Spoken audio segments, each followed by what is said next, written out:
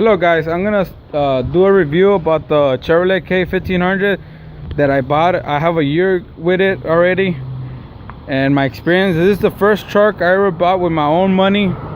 My dad didn't buy it for me, so it's my baby. Basically, you know guys, that you take care more about your stuff when you buy them instead of your dad.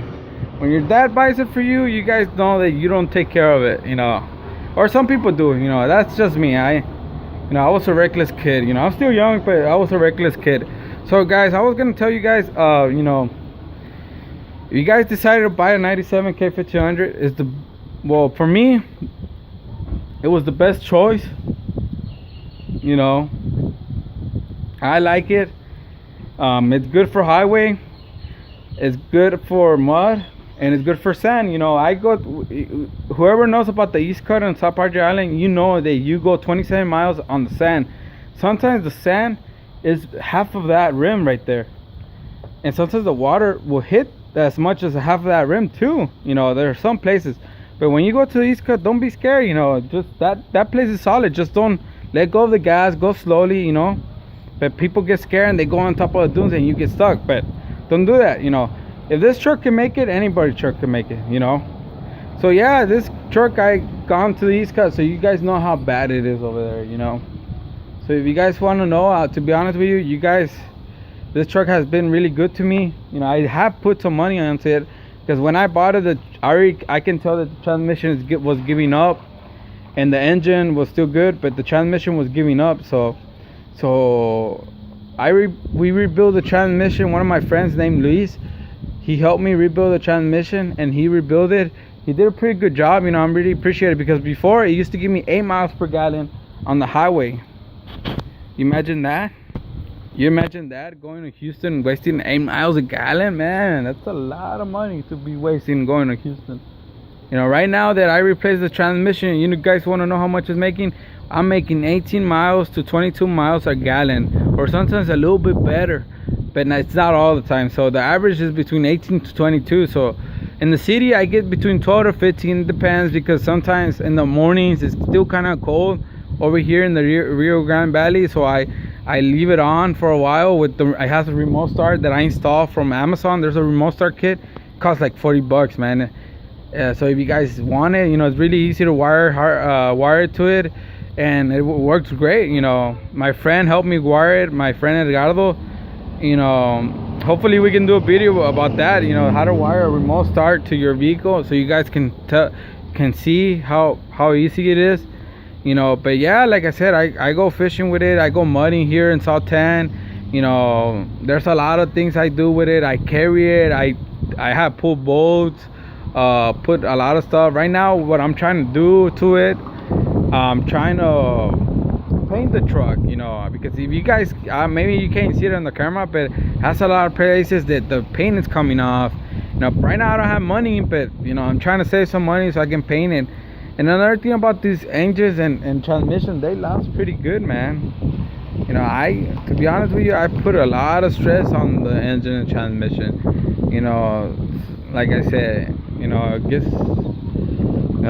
it has 256,000 miles on it already. You know, that's how bad the engine is, you know, and it's a 97. So if you guys think about it, you know, they're pretty good, you know, hauling things and everything. To be honest with you, it doesn't have a lot of horsepower, but I was impressed too, because I raced a 2014 Dodge Ram, and those Dodge Rams, they have about 500 horsepower, almost close to 500 horsepower. It was a crew cab.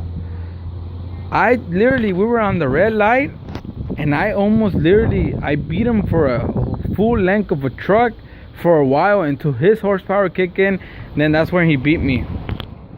So to tell you, I was impressed there. Before this truck, I used to own a 2001 Ford Ranger. You know, to be honest with you, like, it was a good truck too, but I didn't like it because, first of all, it will waste the same gas as this truck, and it was a 6-cylinder 3.0. And second of all, when we go to the East Cut, you know, people that go over there, then it's 27 miles, like I said, on the sand, not on the road. You know, how do you call it? No, that truck will struggle a lot and have high RPMs. I don't know why. I had mud tires on there. Some people said the mud tires are really good for sand. Some people don't. That all terrains are the best ones. But to be honest with you, I think both of them work good. On this truck I have all terrains. But how do you call it? So what I sold it too because parts were super expensive. The water, the engine. One day my brother overheated that truck, so I was kind of scared, like the engine was gonna give out. So I called the junkyard. How much are the engines for those trucks? They told me they run about $1,000 used. I was like, what? Like that's so expensive. I don't have that much money to be paying for a truck. That's my opinion. I'm not hating on Ford or nothing. Another thing I didn't like about the Ford Ranger, and some Ford F-150 have these, and some Chevys too, especially the 6-cylinders, they have open differentials. In the back, one tire will spin when you get stuck. In the front, it will be I think is the back passenger, and the front left side front, they will only spin when you get stuck. So that kind of sucks. On this truck, I have gotten it stuck. And when I get out, when I put on forward drive, the 4 tires work. I seen it myself, and to be honest, that's what you need when you're off-roading. And it works pretty good. I gotten stuck on 2-wheel drive, and I get it out with forward drive. I never gotten stuck like really bad. Going to the East Cut, to be honest with you, even though the water and the sand is really high, I never use forward drive. Only use forward drive when I go to the island to the back.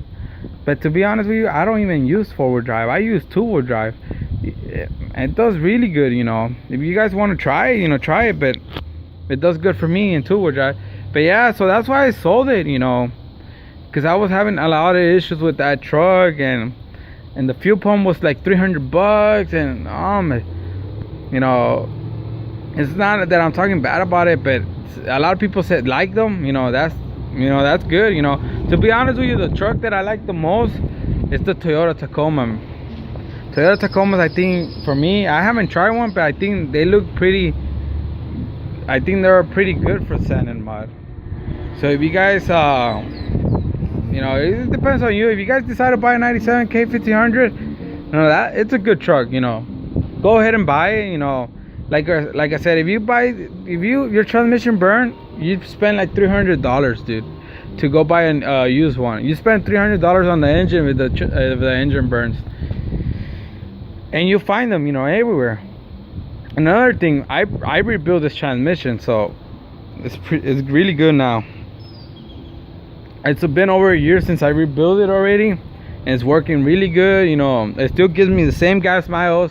It still helps me pull really strong and all that stuff. If you guys decide to buy this truck, what I want to do next to this truck, I want to buy a 383E. They sell it from GM. You just put it there, you just put the same intake, the same wire harness and everything, and you'll be good. But you need money for that, so I'm trying to save. It's my project, so I'm trying to save some money so I can paint it first and then put the engine. What I did to this truck too, I know that I'm not gonna pull 20,000 pounds, but I bought a Kurt hitch right there, so I can help people out when they get stuck, because I do help out a lot of people. I don't post it up on the RGB mud that I help, but I help a lot of people. I do a lot of recoveries, and I used to have a hitch that supposedly pull 5,000 pounds. With that 20,000 pounds, but it's better. You have more strength on that hitch, and because to be honest with you, you never want to pull from the bumper. You never want to pull from the bumper. You want to pull from the hitch.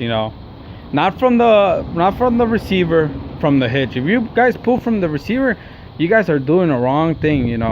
Never do that, guys, because that receiver will break, snatch the well, and you can kill yourself. You don't want to do that. So another project that I want to do, I want to put a tubular bumper in the front, so I can put a winch. That will help a lot of people with that. If I had a winch, I will help a lot of people. It put less stress on the engine, less stress on the transmission. Sometimes doing recoveries is not about how much horsepower you have, it's about how much knowledge you have. You got knowledge, you guys, you do really good on recoveries. So don't be disgraced about the horsepower that your truck has, but you do good. I appreciated your time and thank you.